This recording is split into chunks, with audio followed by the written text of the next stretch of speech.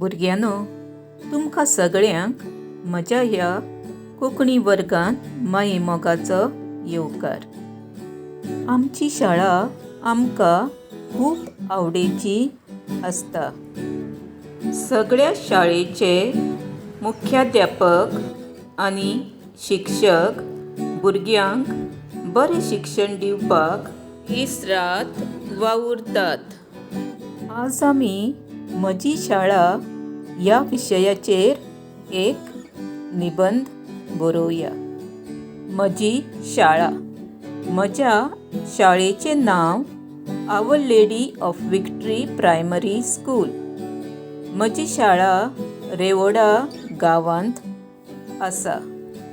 म्हजे शाळे मुखार एक सोबीत इगर्ज आनी एक ल्हान पोरसूं आसा। म्हजे शाळेंत 6 वर्ग, एक शिक्षक वर्ग, एक ऑफिस आनी एक व्हड हॉल आसा। म्हज्या शाळेच्या मुख्याध्यापकाचें नांव फादर ब्रायन पिंटो। म्हजे शाळेंत 7 शिक्षिका आसात। म्हजे शाळेंत सुमार 200 भुरगीं शिकतात। म्हजे शाळेंतल्यो सगळ्यो शिक्षिका मोगाळ आनी दयाळू आसात। त्यो आमकां शिकोवपाक खूब कश्ट घेतात। म्हजे शाळेंत केन्नाच भेदभाव करिनात। म्हजे शाळेंत खूब कार्यावळी मनयतात। म्हजे शाळेंत सुंदर अक्षरांची, गायनाची, चित्रकलेची, रंगोली घालपाची अश्यो जायत्यो सर्ती आसतात।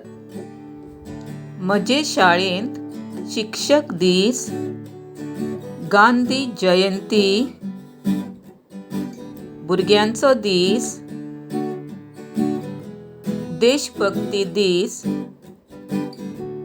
स्कूल डे असले दीस व्हडा उमेदीन मनयतात। ह्या कार्यावळींत सगळीं भुरगीं भाग घेतात। म्हजी शाळा एक आदर्श शाळा म्हूण गांवांत वळखतात। शाळेंत भुरग्यांक बऱ्या गुणांचे संस्कार मेळटात।